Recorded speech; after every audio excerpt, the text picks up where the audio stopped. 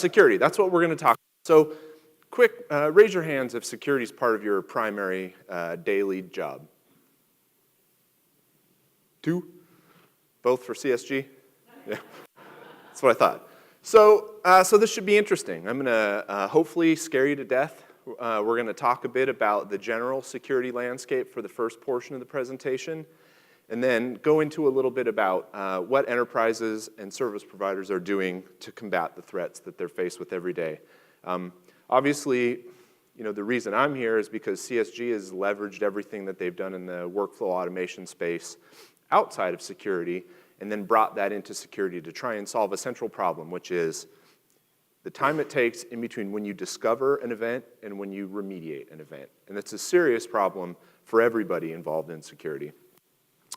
So, we're going to talk about how the world is changing, do a high-level overview of threats, talk about some enterprise and service provider trends in protection, and then a little bit of a wrap-up.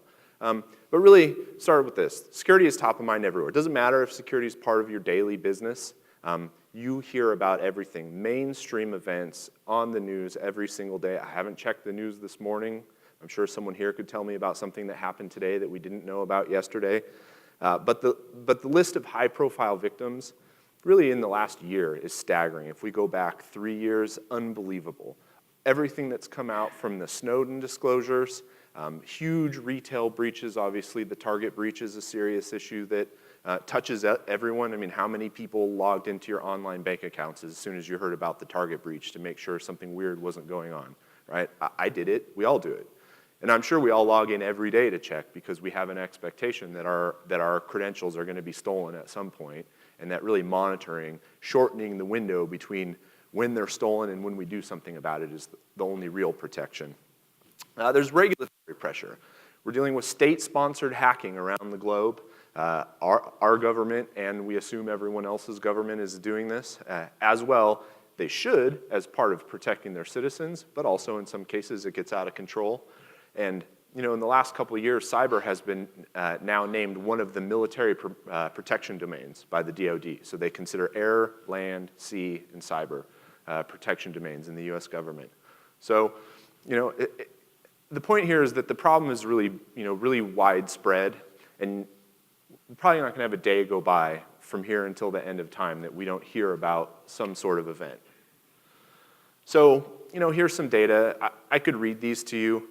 You can look at them. Mostly they're about huge financial breaches, loss of credentials, loss of money. There was an online heist of like $45 million from a bank. A single person had to step foot into the bank to steal $45 million. Hundreds of thousands of credentials being stolen, millions of credentials being stolen, denial of service attacks on the healthcare.gov site. There's an interesting event in Israel. Security cameras all over the roads.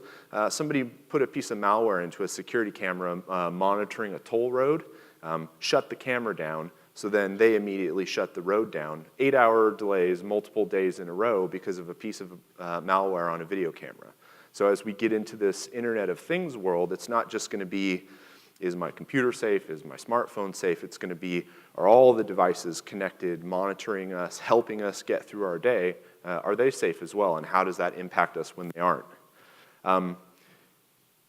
We have new automated campaigns. In 2013, there was a campaign called Dark Leech, which was an automated tool that was used to breach a bunch of web servers. 20,000 web servers infected over the course of a couple of months, ultimately with the goal of enabling these web servers to serve malware that was, the extortion malware, that we're going to lock your PC, and if you pay us $20, we'll unlock your PC.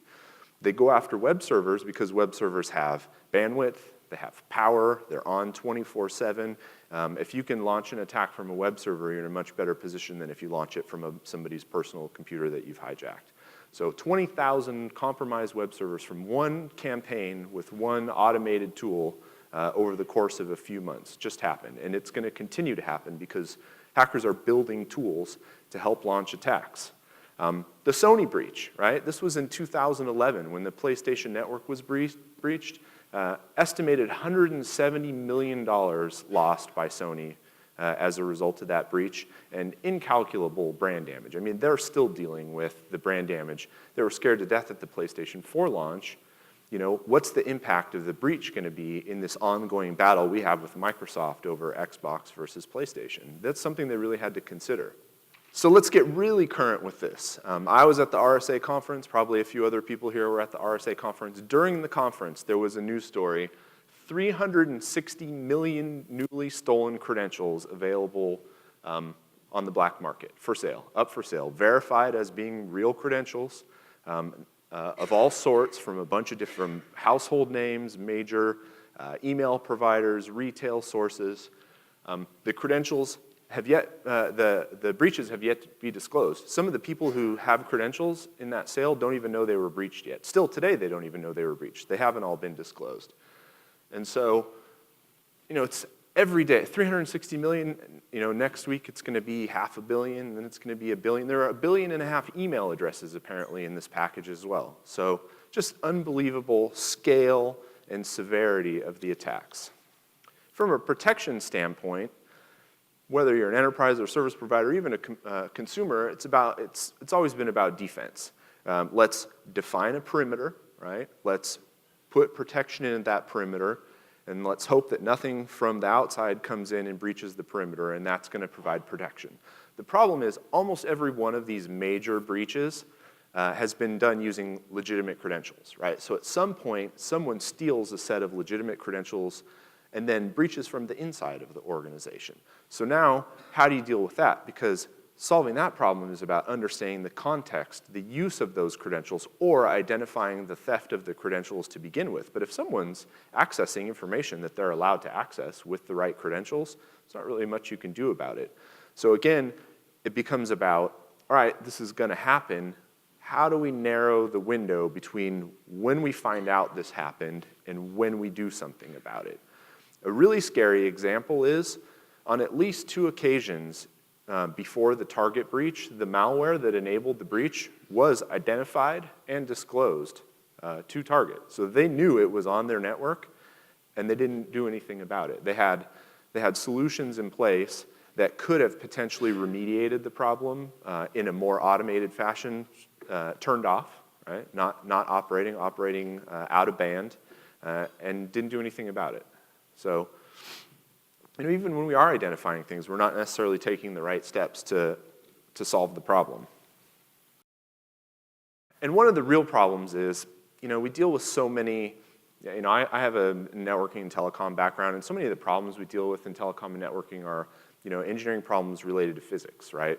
You just have to, you know, engineer things against the speed of light or the speed of sound or whatever, and you can, over time, you can make things go faster. In security, we're fighting against human ingenuity. So every time we develop a mechanism that protects us, the hackers develop a mechanism that defeats the mechanism we've just developed. On and on and on. So, you know, not to sound defeatist about it, but, and we are building smarter tools that identify attacks and that stop attacks, but we still have to move to this mindset where we stop as much as we can, and then we fix everything that happens as quickly as possible so that we limit the impact of events, right? Because, like I said, real credentials, infiltrating a trusted partner and then loading malware onto a network, or stealing legitimate credentials and working from the inside, designer malware, or bulk tools. I mean, so many major attacks that you hear about, whether they're denial of service attacks or this dark leech campaign, is because someone's building a tool and then distributing it to their friends or selling it that with, you know, a few clicks, almost as nice of an interface as we saw in the last presentation, you can pick a target, pick a time, and launch an attack with very little understanding. You know, the hacker today is very different from the hacker of 10 years ago. Going after 0-day, using real, exploiting real accepted channels for communication, and the fact that everything is really about port 80, about web traffic, is a serious problem because it becomes very difficult to go through all the traffic that's running over port 80, all the web traffic running through a given point, and sorting out what's good and what's bad. On top of all of that, concurrent with that is business change, major business change, right? 10 years ago, we probably would have seen a laptop open in front of every single person here. How many people didn't even bring a laptop to the event? We have a few. I didn't bring one.